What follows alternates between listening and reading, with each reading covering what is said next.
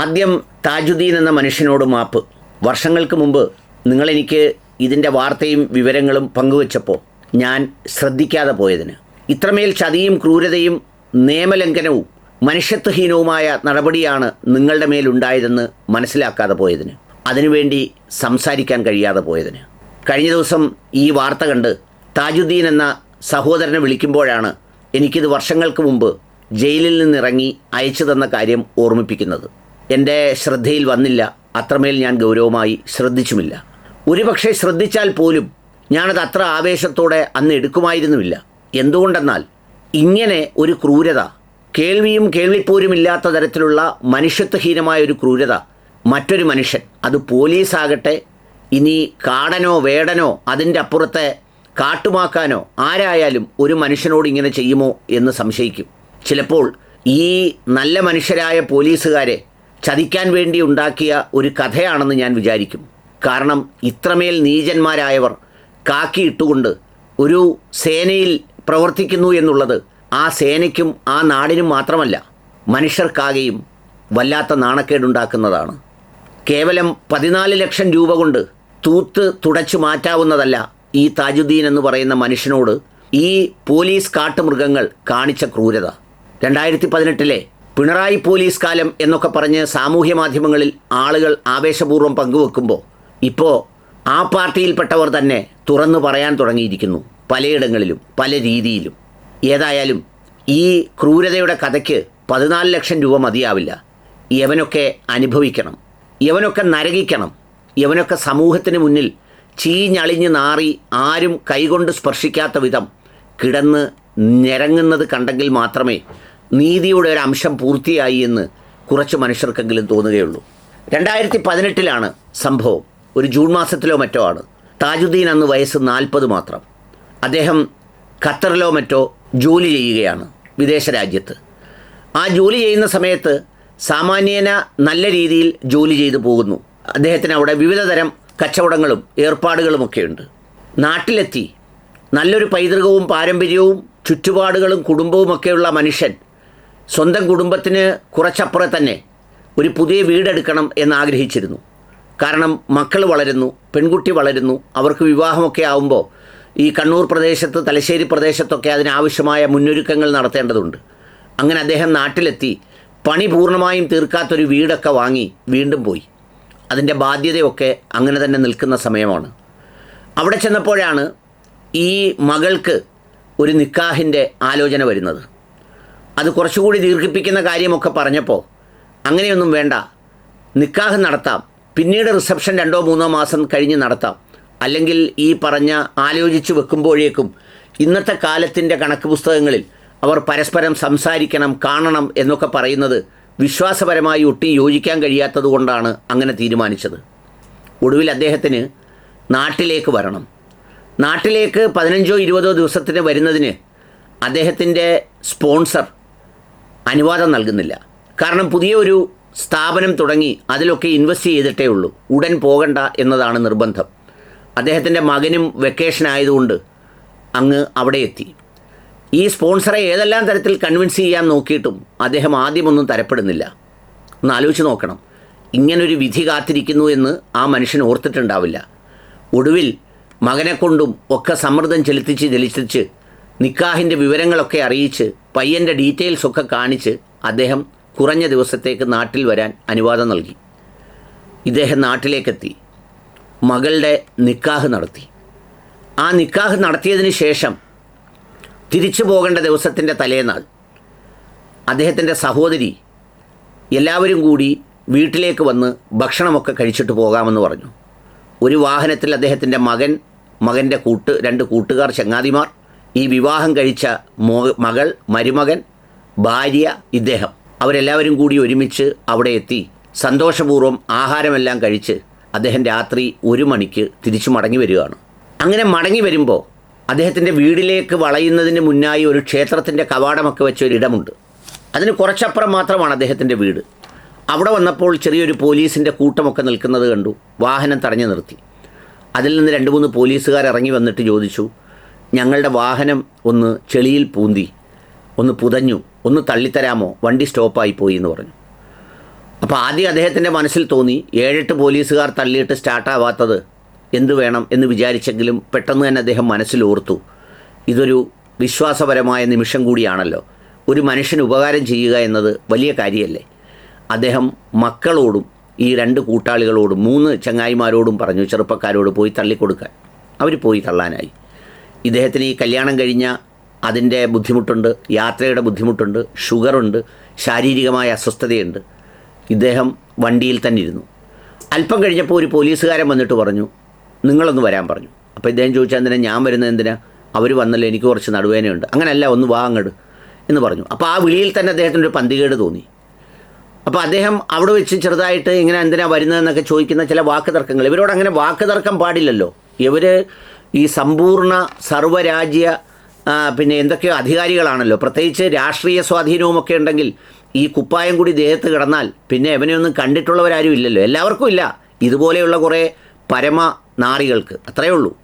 അപ്പോൾ ഏതായാലും ഇദ്ദേഹത്തിനെ വന്ന് അങ്ങോട്ട് കൊണ്ടുപോയി കഴിഞ്ഞ ഉടനെ ഐഡൻറ്റിറ്റി കാർഡ് ചോദിക്കുന്നു. അപ്പോൾ ഇദ്ദേഹം ചോദിക്കുന്നത്, എന്തിനാണ് എൻ്റെ ഐഡൻറ്റിറ്റി കാർഡ്? രാത്രി വണ്ടി വഴിയിൽ തടഞ്ഞു നിർത്തിയതായി, എൻ്റെ വീട് അപ്പുറത്താണ്, ഇത്ര കിലോമീറ്റർ അപ്പുറമാണ്, കുടുംബമുണ്ട്, ഭാര്യയുണ്ട്, മരുമകനുണ്ട്, മകളുണ്ട്, ചങ്ങായിമാരുണ്ട്, എല്ലാവരും ഉണ്ട്. ഈ സന്ദർഭത്തിലാണ് ഈ ചോദിക്കുന്നത്. അദ്ദേഹം ഇതെല്ലാം എടുത്തു കൊടുത്തു കഴിഞ്ഞിട്ട് പെട്ടെന്ന് പോലീസ് ഫോട്ടോ എടുക്കുന്നു, പരിശോധിക്കുന്നു. എന്നിട്ട് പെട്ടെന്ന് തന്നെ അവരുടെ ടോണങ്ങ് മാറുകയാണ്. ഇവിടെ നിന്ന് ഒരു മാല മോഷണം പോയി, അതൊരു CCTV ദൃശ്യത്തിൽ കണ്ടപ്പോൾ താങ്കളുമായിട്ടൊരു സാമ്യമുണ്ട്, സ്റ്റേഷനിൽ വന്ന് ഒന്ന് പരിശോധിച്ച് ഒരു 10-15 മിനിറ്റ് കൊണ്ട് അങ്ങ് വിട്ടേക്കാമെന്ന് പറഞ്ഞു. പാവം മനുഷ്യൻ, ഒന്ന് ആലോചിച്ച് നോക്കണം. നിങ്ങൾ ഈ ഞാൻ പറയുന്ന വാക്കുകൾക്കൊപ്പമല്ല സഞ്ചരിക്കേണ്ടത്, ആ സമയവും ആ സാഹചര്യവും ആ സന്ദർഭവും എല്ലാം കൂടെ നോക്കി വേണം അതിനെക്കുറിച്ച് ചിന്തിക്കാൻ. അദ്ദേഹത്തെ വാഹനത്തിൽ കടത്തിക്കൊണ്ട് പോകുന്നു. അവിടെ കൊണ്ടുചെന്ന് അദ്ദേഹത്തിനെ ഇറക്കിയിട്ട് ഈ ബിജു എന്ന് പറയുന്ന അന്നത്തെ SI അവൻ വണ്ടിയെടുത്തങ്ങ് പോയി. ഇദ്ദേഹം അവിടെ ഇരിക്കുകയാണ്. അവസാനം പോലീസുകാരോട് ചോദിച്ചപ്പോൾ പറഞ്ഞു, അത് സാറിന് രാവിലെ വരുള്ളൂ, രാവിലെ വിടത്തോളം എന്ന് പറഞ്ഞു. അപ്പോൾ ഈ മകനും ചങ്ങായിമാരും ഒക്കെ നിൽപ്പുണ്ട്. അപ്പോൾ അവരോട് പറഞ്ഞു, നിങ്ങൾ പോയിട്ട് നാളെ വാ എന്ന് പറഞ്ഞു, രാവിലെ നമുക്കങ്ങ് പോകാമെന്ന് പറഞ്ഞു. നേരം വെളുത്തപ്പോൾ ഈ പറയുന്ന SI വന്നതോടുകൂടി പിന്നെ മാല എവിടെ കൊണ്ട് ഒളിപ്പിച്ചു, എവിടെ മോഷ്ടിച്ചു, ഇത്തരം ചോദ്യങ്ങളാണ് ചോദിക്കുന്നത്. ഒന്ന് ആലോചിച്ച് നോക്കൂ, ഒരു സ്വാഭാവിക മനുഷ്യന് എന്താവും തോന്നുക. എന്നിട്ട് അതെല്ലാം സഹിക്കാൻ കഴിയാതെ വന്നപ്പോൾ പറഞ്ഞു, ഇനി നമുക്ക് മുകളിലത്തെ മുറിയിലേക്ക് കൊണ്ടുവന്നു. അവിടെ ചെന്ന് ഈ മനുഷ്യനെ രാത്രി മുഴുവൻ ഒരു ഭക്ഷണം പോലും നൽകാതെ, വെള്ളം പോലും നൽകാതെ ഇട്ടിരുന്ന ഈ മനുഷ്യനെ മുകളിലത്തെ മുറിയിൽ കൊണ്ടുപോയി അദ്ദേഹത്തിൻ്റെ പാൻ്റ് അഴിക്കുന്നു, അദ്ദേഹത്തിൻ്റെ ഷർട്ട് അഴിക്കുന്നു, എന്നിട്ട് ജെട്ടി മാത്രം ഇട്ടുകൊണ്ട് തറയിലിരുത്തിയിട്ട് കാലിൽ അടിക്കുന്നു. അപ്പോൾ ഇദ്ദേഹത്തിൻ്റെ ഒരു സമനിലയാകെ തെറ്റി. ഷുഗറുള്ള ആളാണ്, എന്നെ അടിക്കരുതെന്നൊക്കെ പറഞ്ഞപ്പോൾ ഈ SI കൈ വലിച്ച് കർണക്കുറ്റിക്കൊരടി കൊടുത്തു. അദ്ദേഹം പറയുന്നത് നക്ഷത്രം എണ്ണിപ്പോയി എന്നാണ് പറയുന്നത്. ഏതായാലും അവിടെ നിന്ന് പിന്നീട് കൊണ്ടുവന്ന് ഈ മാല മോഷ്ടിച്ചതിൻ്റെ പേരിൽ തെളിവെടുപ്പിന് കൊണ്ടുപോകാൻ പോവുക. ഈ മോഷ്ടിച്ച സ്ത്രീയുടെ വീട്ടിൽ, അദ്ദേഹത്തിൻ്റെ കുടുംബ വീട്ടിൽ മാല ഒളിപ്പിക്കുന്നത് കണ്ടുപിടിക്കാൻ വേണ്ടി. ഒന്ന് ആലോചിച്ച് നോക്കണം. ഏതായാലും അദ്ദേഹം പറയുന്നത് ദൈവികമായി ഒരു അല്പം കാരുണ്യം അവിടെ കിട്ടിയത് ഈ കല്യാണം കഴിച്ച ചെക്കൻ്റെ വീട്ടിലും കൊണ്ടുപോകാൻ തീരുമാനിച്ചിരുന്നത്രേ, പുയ്യാപ്പിളയുടെ വീട്ടിലും. ഒന്ന് ആലോചിക്കണം, ഒരു 3-4 ദിവസം മുമ്പ് കല്യാണം നടന്ന മകളുടെ ഭർത്താവിൻ്റെ വീട്ടിലേക്ക് ഇതുപോലൊരു മനുഷ്യനെ തെളിവെടുപ്പിന് കൊണ്ടുപോവാണ് കേരള പോലീസ്. ഏതായാലും അവിടെ കൊണ്ടുപോയില്ല, ഈ 2 സ്ഥലത്തും കൊണ്ടുപോയി. അപ്പോൾ ചില സ്ത്രീകളൊക്കെ അവിടെ നിന്ന് ചിലർ പറയുന്നത്രേ, ഇയാളല്ല, കുറച്ചുകൂടെ തടിയൊക്കെ ഉണ്ടായിരുന്നു, ഇത് കുറവായിരുന്നു എന്നൊക്കെ പറയുന്നത്രേ. അപ്പോഴത്തേക്ക് അവിടെ നിന്ന് ഇയാളെ മാറ്റി. എന്നിട്ട് പിന്നെ എന്തെല്ലാം ചെയ്യാമോ മാനസികമായും ശാരീരികമായും എല്ലാം ചെയ്ത് അവസാനം ഇദ്ദേഹത്തിൻ്റെ ജയിലിലിട്ടുകയാണ്. ജയിലിലുള്ള ബാക്കി പ്രതികളെല്ലാം എന്തെങ്കിലും ചെയ്തവരാണ്, ഒരു കുറ്റവും ചെയ്യാത്ത ഈ മനുഷ്യനേ ഉള്ളൂ എന്നാണ് ഈ മനുഷ്യനിപ്പോൾ പറയുന്നത്. എന്നിട്ട് അയാളുടെ റിമാൻഡ് റിപ്പോർട്ട് കൊടുക്കില്ല, ഇനിയും തെളിവെടുക്കാനുണ്ടെന്ന് പറയും, വേറെ ചില കാര്യങ്ങൾ പറയും. അങ്ങനെ നീട്ടി ഒടുവിൽ ഹൈക്കോടതിയിൽ നിന്നാണ് അദ്ദേഹം ജാമ്യമെടുത്തത്. അദ്ദേഹം ജാമ്യമെടുത്ത് പോകുന്നതിന് മുമ്പ് അഡ്വക്കേറ്റ് അസഫ് അലി എന്ന് പറയുന്ന വലിയ മനുഷ്യനെ, ആ മനുഷ്യനെ ഞാൻ സല്യൂട്ട് ചെയ്യുന്നു. അദ്ദേഹത്തെ കണ്ടപ്പോൾ അദ്ദേഹം പറഞ്ഞു, നിങ്ങളെല്ലാ വിവരങ്ങളും താ, എനിക്ക് ഫീസൊന്നും തരണ്ട, നിങ്ങൾ ചിലവ് മാത്രം ചെയ്താൽ മതി എന്ന് പറഞ്ഞിട്ട് ഈ അസഫ് അലി എന്ന് പറയുന്ന മനുഷ്യനാണ് ഈ കേസ് നടത്തിയത്. തീർന്നില്ല ഈ മനുഷ്യൻ്റെ പരീക്ഷണം. ഓർക്കണം നിങ്ങൾ, ഇവിടെ നിന്ന് അദ്ദേഹം തിരിച്ച് വീണ്ടും ആ നാട്ടിലേക്ക് ചെല്ലുകയാണ്. അപ്പോൾ 15 ദിവസം വന്ന ആളെത്രയായി? 54-55 ദിവസമായി. അവിടെ ചെന്ന് ഇറങ്ങുമ്പോൾ ആ ഇറങ്ങിയ ദിവസം തന്നെ പെട്ടെന്ന് അദ്ദേഹത്തിൻ്റെ മൊബൈലിലേക്ക് ഒരു മെസ്സേജ് വരുന്നു. ആ മെസ്സേജ് ഇറങ്ങിയ കാര്യം അറിഞ്ഞപ്പോൾ സ്പോൺസർ എന്ത് ചെയ്തു? അബ്സ്കോണ്ടിങ് എന്ന് പറഞ്ഞിട്ട് അദ്ദേഹത്തെ ഈ മുങ്ങി ചാടി എന്ന് പറയുന്ന അതിൽപ്പെടുത്തി. യഥാർത്ഥത്തിൽ ഇറങ്ങിക്കഴിഞ്ഞാണ് ഈ അബ്സ്കോണ്ടിങ് മെസ്സേജ് സിസ്റ്റത്തിൽ സെറ്റ് ചെയ്തതും അയാൾ ഇൻറ്റിമേറ്റ് ചെയ്തതും. അവസാനം ജയിലിൽ അവിടെയും പോയി കിടന്നു. അദ്ദേഹത്തിനെ പൊക്കി 2 മാസം കണ്ടു കഴിഞ്ഞപ്പോൾ മുങ്ങി നിൽക്കുന്നു എന്ന് പറഞ്ഞ് പൊക്കി ജയിലിലിട്ടു. ഈ പാവ മനുഷ്യൻ കേസ് നടത്തി. ജഡ്ജിക്ക് ഈ കാര്യം ബോധ്യപ്പെട്ടു. എന്നാണ് ഇറങ്ങിയതെന്നും എന്നാണ് ഈ അലേർട്ട് കൊടുത്തതെന്നും നോക്കിയപ്പോൾ അവിടെ ഇറങ്ങിക്കഴിഞ്ഞതിന് ശേഷമാണ് അബ്സ്കോണ്ടിങ് അലേർട്ട് കൊടുക്കുന്നത്. അബ്സ്കോണ്ട് ചെയ്യുന്ന ഒരാൾ തിരിച്ചു വരില്ലല്ലോ. ഏതായാലും അങ്ങനെ കോടതി എന്ത് ചെയ്തു, ഈ എതിർകക്ഷിയായ സ്പോൺസറെ വിളിച്ചിട്ട് അയാൾ ഹാജരാവുന്നില്ല.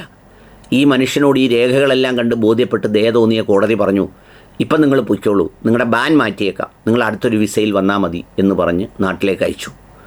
അങ്ങനെ വരാനിറങ്ങുമ്പോഴേക്കും അദ്ദേഹം അവിടെ ചെയ്ത ബിസിനസ്സിലൊക്കെ ബാധ്യത വന്നിട്ട് അവരൊക്കെ പലതരത്തിലുള്ള പല കേസുകളോ ബുദ്ധിമുട്ടുകളോ കുഴപ്പങ്ങളോ ഉണ്ടാക്കി ആ മനുഷ്യനൊടുവിൽ മടങ്ങി തിരിച്ചു വരുന്നു.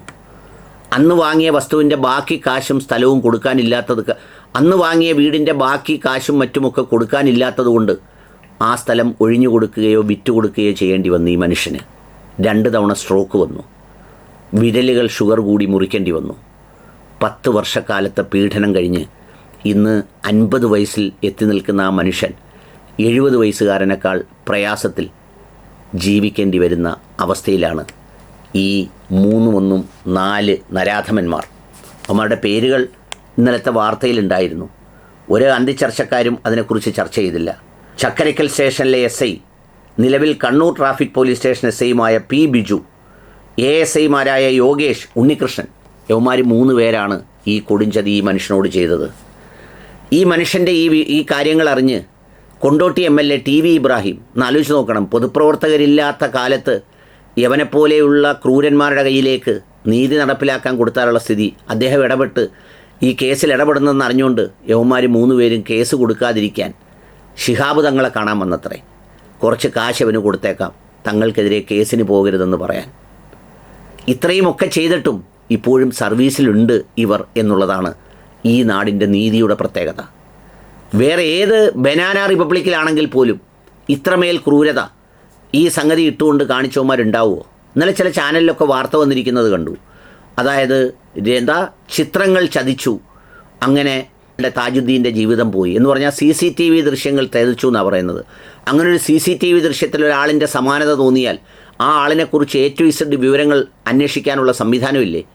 എന്ന് മാത്രമല്ല, താജുദ്ദീൻ പറയുകയാണ്, ഇയാളെ പിടിച്ചുകൊണ്ട് പോകുന്ന വേളയിൽ ഇവർ സാക്ഷിയാക്കി ഹാജരാക്കിയ ഒരാളുണ്ടായിരുന്നു. അയാൾ ഒരു പ്രവാസിയാണ്.